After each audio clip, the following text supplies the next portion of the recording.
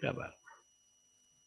Muy bien. Entonces, les decía, estamos hablando de los fenómenos naturales que lógicamente existen a nuestro alrededor. De esos fenómenos tenemos tres tipos de fenómenos: fenómenos físicos, químicos y alotrópicos. Para eso les comparto la pantalla correspondiente y tenemos precisamente estos datos. A ver, compartimos pantalla y ahí está, ¿no? Entonces, fenómenos son todos los cambios, ¿no? Todo cambio, toda transformación que existe en la naturaleza. Bueno, pueden ser fenómenos físicos, químicos o alotrópicos. Veamos los fenómenos físicos. Decimos que los fenómenos físicos son cambios pasajeros. En términos más claros, son reversibles. Quiere decir que de un estado inicial pasa a un estado final y podemos volver a su estado inicial. Eso se refiere a que es reversible, ¿no? En estos casos también, aparte de ser reversibles estos fenómenos físicos, también podemos indicar que no cambia la sustancia. La sustancia, a pesar de que haya pasado por un fenómeno físico, por un cambio físico, la sustancia sigue siendo la misma, permanece inalterable, ¿sí? Sigue siendo la misma sustancia. Y bueno, como es de esperarse, si podemos volver de lo que es el final al inicio, pues podemos hacerlo un montón de veces, ¿no? Podemos repetir este fenómeno varias veces. Ok, entre estos fenómenos, como ejemplo, tenemos, por ejemplo, la evaporación del agua. Y bueno, si hablamos de forma un poquito más general, podemos observar aquí los cambios de estado en el agua, en este caso, ¿no? Bueno, la evaporación del agua no es más que pasar de un estado líquido a un estado gaseoso. Eso lo vemos todos los días cuando hacemos hervir agua en nuestra caldera, pues no. Entonces, observamos que el agua va a hervir, pasará a un estado de evaporación, bueno, pues pasará al estado gaseoso. Y en la tapa, si ustedes observan, podrán ver gotitas formadas nuevamente. O sea, quiere decir que han pasado del estado gaseoso al estado líquido por condensación. Por lo tanto, podemos de esta manera observar que es reversible este proceso. O sea, pasará de un estado líquido al estado gaseoso y del gaseoso al estado líquido. Esto sencillamente por aumento y disminución de temperaturas respectivamente, ¿no? Entonces, ahí podemos ver un cambio de estado. También se va a entonces definir como un fenómeno físico. ¿Sí? Primero, es reversible, como ya habíamos indicado. También vemos que por más que hagamos hervir el agua 100 veces, por decir, pues va a seguir siendo agua. Por lo tanto, la sustancia no cambia. ¿Sí? Ok.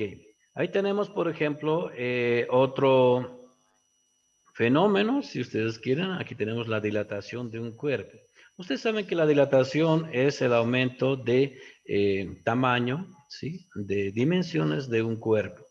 ¿Sí? Esto por efecto del calor. En los que más se pueden observar este tipo de efectos son los metales.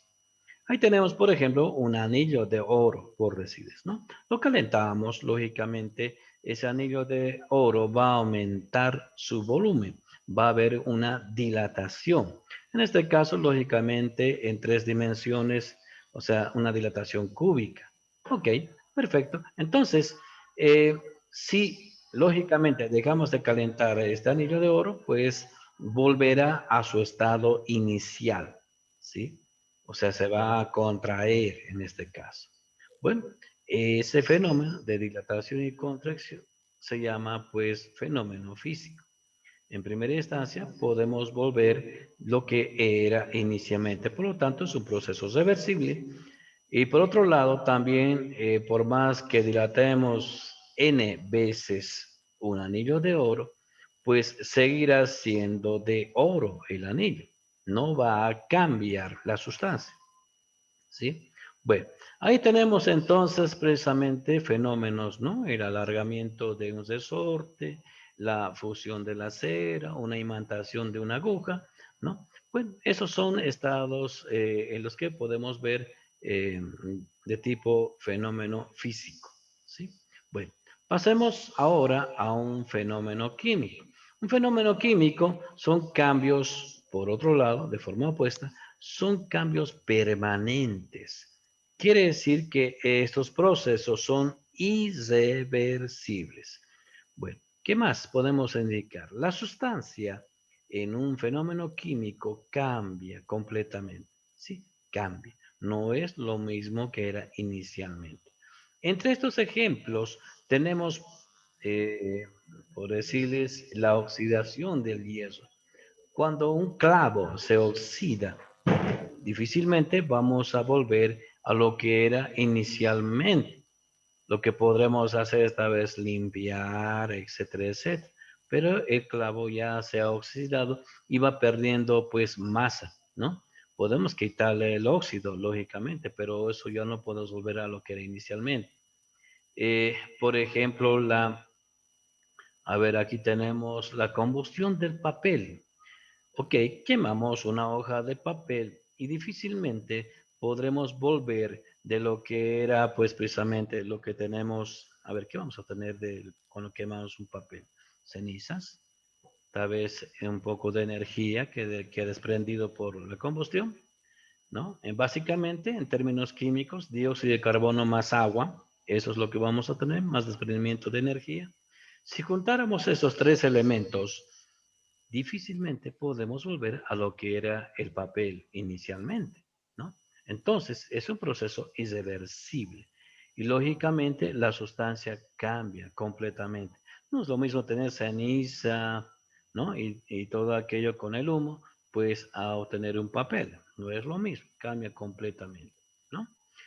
Bueno, ahí tenemos entonces esos efectos. Entre ellos tenemos la respiración, la digestión, la putrefacción de alimentos, de sustancias orgánicas, básicamente, la fotosíntesis. Son procesos irreversibles, son fenómenos químicos.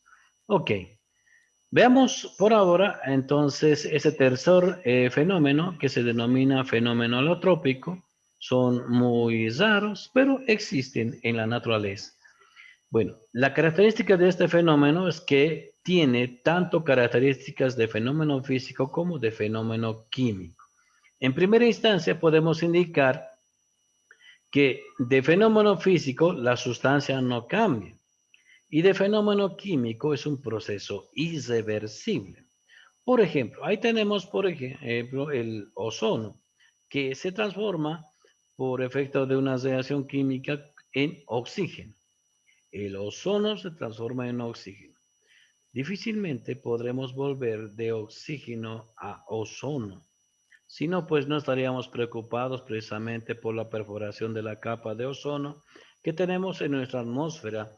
Y bueno, pues si fuera eso fácil, bueno, se va a regenerar, decimos, pero no es tan así, ¿no? Esa capa de ozono sabemos que nos protege de los rayos ultravioletas emitidos por el sol, ¿no? Entonces, observamos que difícilmente del oxígeno podamos volverlo ozono nuevamente. Si vemos la parte química, es irreversible.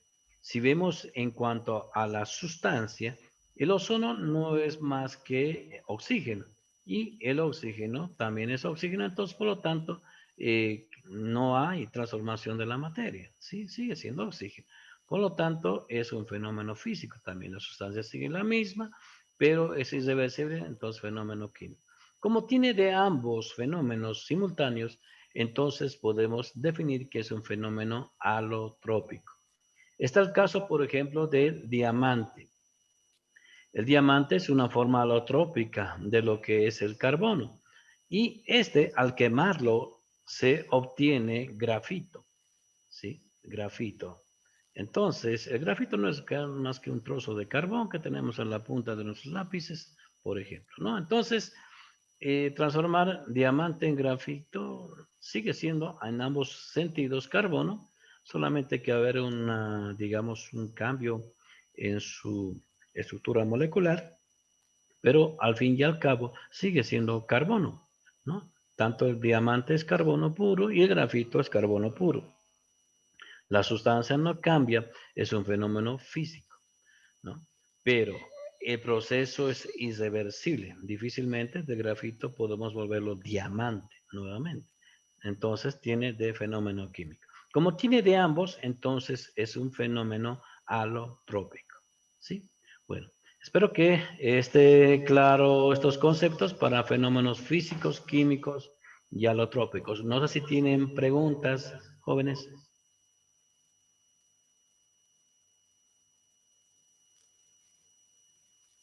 No hay preguntas. No, Ok, profe. ok.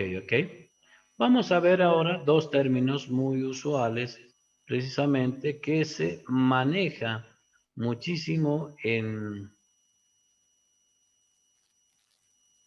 lo que corresponde a ver, ¿qué les puedo decir?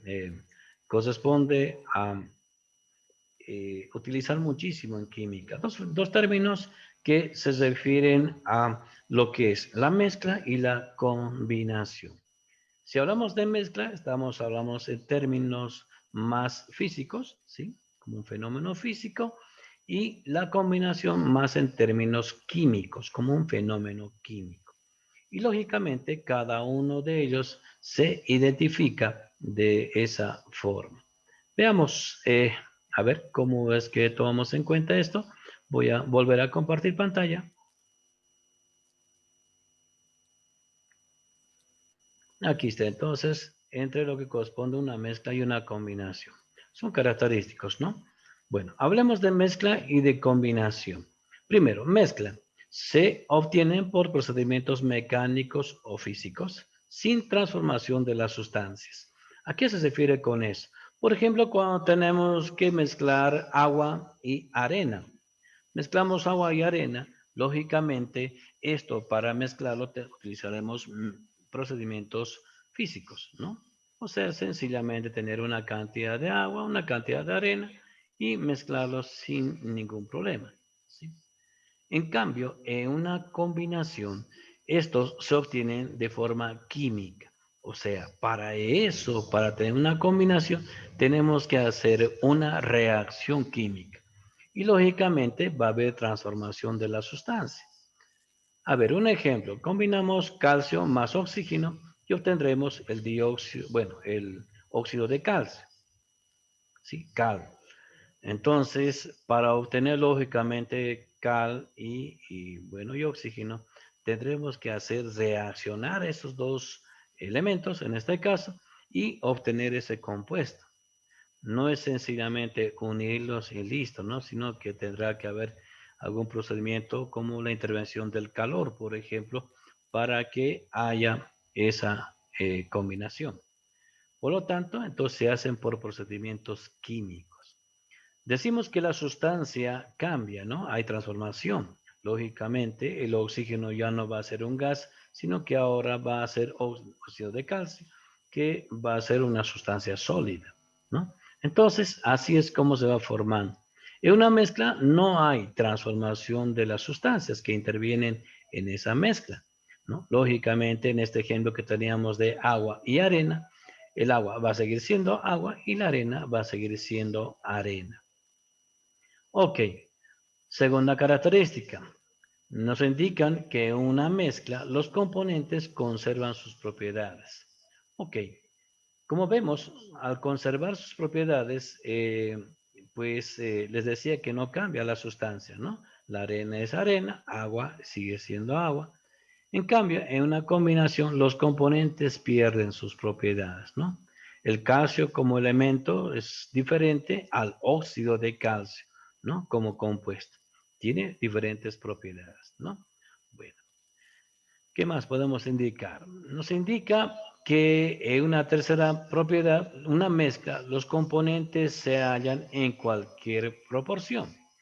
Quiere decir que cuando quiero hacer una mezcla, pues no hay necesidad de medir precisamente. No me digan ustedes que cuando hace una mezcla entre agua, azúcar y toddy, cuando se preparan su desayuno, lo hacen midiendo, o sea, bueno, pesando pues al miligramo, midiendo en un matraz precisamente su cantidad de agua, su temperatura, pues no lo hacen pues midiendo. Así, a ojo de buen cubero, lo mezclan y bueno, degustan con su lengua para ver si está en su punto, digamos, pero no mide al hacer esta mezcla, ¿sí?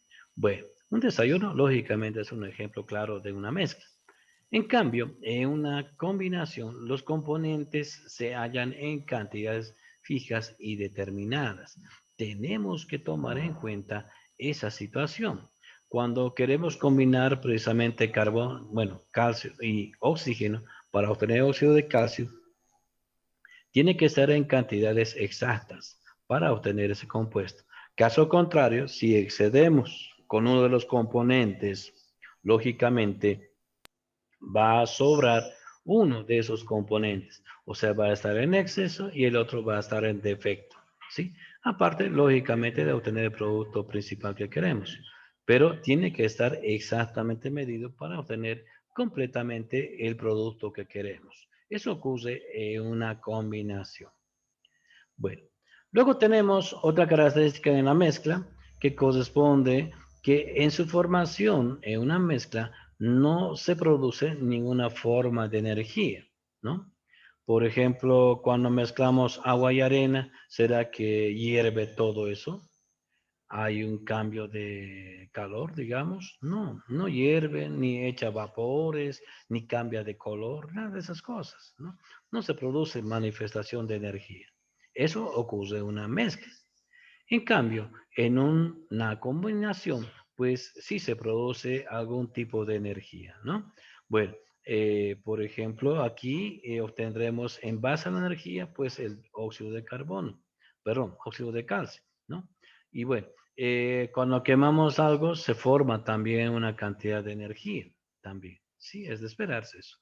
Bueno, en algunos casos habrá cambio de calor, en otros casos habrá desprendimiento de gases, etcétera, etcétera. Eso ocurre en una combinación, ¿no? Bueno, ¿qué más? Podemos indicar también, por último, en una mezcla, los componentes pueden separarse por procedimientos físicos. Si combinamos, bueno, pues arena y agua, al tener esa mezcla, sencillamente utilizamos otro procedimiento físico que se denomina la filtración y pues mediante esa filtración, ¿no? Mediante un filtro, podemos separar el agua de la arena, ¿sí? De esa forma. Son procedimientos físicos como me indica. En cambio, en una combinación, los componentes se separan también por procedimientos químicos, ¿no? Si hay hechos de reaccionar calcio más oxígeno, es de esperarse, pues, para separar del óxido de calcio, el calcio y el oxígeno, no voy a utilizar pues, un filtro, ¿no? Sino que tengo que utilizar una reacción química de forma que pueda separar el calcio del oxígeno. Esa es la forma, digamos, correcta para separar de una combinación cada elemento. Bueno, eso corresponde entonces, perdón, corresponde a las características de una mezcla y una combinación. ¿Preguntas hasta aquí, por favor? Creo que no, ¿no? Bueno, ¿a quién no he llamado lista, por favor? ¿Quién falta? ¿Vilma? Sí, aquí a Vilma, no lo llamé. Yo más, profe. A ver, Vilma Higueras, ok. ¿Quién más? ¿Quién me decía? Yo, profe. ¿Nombre? Noemi. Noemí, ok. Noemí, ok. Noemí Cayo, ¿no? No, 10. Díaz. Ah, hay dos Noemí, sí, cierto. Díaz, ok. Noemí Díaz. Muy bien. Ok, gracias. Vamos a continuar entonces con este avance. Eh, les decía que dentro de lo que corresponde a esas combinaciones Hay que tomar muy en cuenta esas características, por favor, para reconocerlos. Bueno, tenemos ahora las clases de mezclas. Dentro de las clases de mezclas tenemos dos, como ya habíamos hecho anteriormente una clasificación. Tenemos las mezclas denominadas de tipo homogéneas y las mezclas heterogéneas. Bueno, a ver, veamos esa situación. Dentro de las mezclas homogéneas podemos considerar aquellas mezclas donde solo se presenta una sola faz. ¿A qué me refiero con que se presenta una sola faz? Esa es la forma directa y resumida del concepto de mezcla homogénea. Quiere decir que cuando mezclamos dos sustancias, dos o más sustancias, no podemos distinguir cada una de esas sustancias. Solo vemos una sola cosa ahí, ¿no? Por ejemplo, cuando mezclamos agua con alcohol, por decirles. Lógicamente, no podemos distinguir cuál es agua y cuál es alcohol en esa mezcla. Claro, si esta está en un recipiente transparente, no podemos identificar cuál es cuál. Entonces vemos una sola sustancia, una sola cosa. A eso se refiere con que presenta una sola fase. ¿Sí? Hoy mezclamos, por ejemplo, agua con sal, ¿no? Y no vamos a distinguir dónde está la sal, lógicamente, así a simple vista no se la puede ver. Bueno, entonces presenta una sola fase.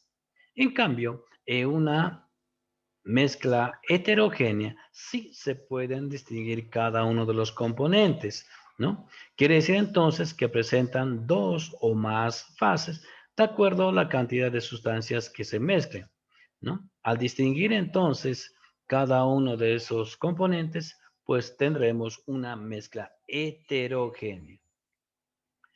No siempre en cuestión de líquidos se puede mezclar, digamos, ¿no? Entonces, ahí tenemos, por ejemplo, sólidos, ¿no? Mezclamos arroz y azúcar y identificamos cuál es cuál, claramente. En líquidos, aceite y agua, por ejemplo. Ahí observamos, lógicamente, aceite y agua, cuál es cuál. Lógicamente, el aceite se irá a la parte superior y el agua a la parte inferior por diferencia de densidades, ¿no? El aceite es menos denso que el agua y el agua es más denso que el aceite. Ok, de esa forma entonces el más denso se va abajo y el menos denso arriba. Ok, entonces eso ocurre precisamente en una mezcla donde diferenciamos, distinguimos, ¿no? Eso. Bueno. Eso es una mezcla homogénea y heterogénea. Tenemos que identificar claramente cuál es cuál, ¿sí? Bueno, luego tenemos procedimientos de separación de una mezcla. Ustedes podrán observar, pues, que hacer una mezcla es fácil, pero ahora, ¿cómo separamos estos componentes? Hay diferentes situaciones para, lógicamente, aplicar diferentes métodos de separación. Principalmente, como si hablamos mezclas, como hablamos de mezclas, pues es de esperarse que se utilizarán métodos mecánicos, físicos, ¿no? Ahí tenemos la decantación, filtración, centrifugación, bueno, tantos otros métodos para separar. Vamos a presentar cada uno de ellos de acuerdo al tipo de mezcla que tengamos. Eso es importante, en qué estados estén cada uno de ellos. Aquí, lógicamente, podemos observar diferentes situaciones. A ver, veamos. Tipos de mezcla, en este caso sólido, sólido. ¿Cómo podemos separar sólido de sólido? Ahí tenemos, por ejemplo, arroz y azúcar, decíamos, ¿no? ¿Qué utilizamos para separar arroz y azúcar? Sencillamente, pues, utilizamos este procedimiento mecánico, físico, que se llama tamizado. O sea, cernimos esta mezcla, ¿no? Lógicamente, lo que se va a pasar a través del tamiz va a ser la sustancia más fina, como el azúcar, y quedará pues la sustancia más gruesa, como el arroz. Entonces, de esa manera podemos separar el arroz del azúcar. Aquí como ejemplo tenemos el ripio y la arena, los cuales son fácilmente separados a través de un tamiz metálico, ¿sí? Una malla metálica, donde el ripio se quedará en la parte de adelante y la arena pasará a través del tamiz. Otro procedimiento muy usual en minería es la levigación, ¿no? Se utiliza un líquido que va a disolver a parte de ese mineral, que es una mezcla de minerales, y bueno, separamos el mineral que nos interesa mediante precisamente este procedimiento de levigación. No sé, por decirles agua cuando queremos obtener el oro. El oro, lógicamente, no está combinado y está pero mezclado con lo que corresponde a otros minerales. Entonces, por diferentes densidades, el agua va a ser el que va a separar el oro del mineral correspondiente. El oro, lógicamente, como es más denso, se va a ir a la parte inferior y el mineral pues se irá a la parte superior arrastrado por el agua. ¿Sí? De esa manera hacen una especie de lavado, ¿no? Ustedes han debido ver en varias películas. Este procedimiento se llama levigación. Tenemos otros casos donde se maneja ya no el agua. En este caso se utiliza el mercurio para separar minerales de ya sea de oro, plata o de mercurio mismo, también formando amalgamas, ¿no? Entonces, también este procedimiento se llama levigación, muy usual en minería. Tenemos otro tipo de mezcla cuando tenemos una mezcla de líquido y sólido, ¿no? Ahí tenemos precisamente, a ver, utilizamos en este caso de lo que tenemos arena y agua, utilizamos la decantación. ¿En qué consiste eso?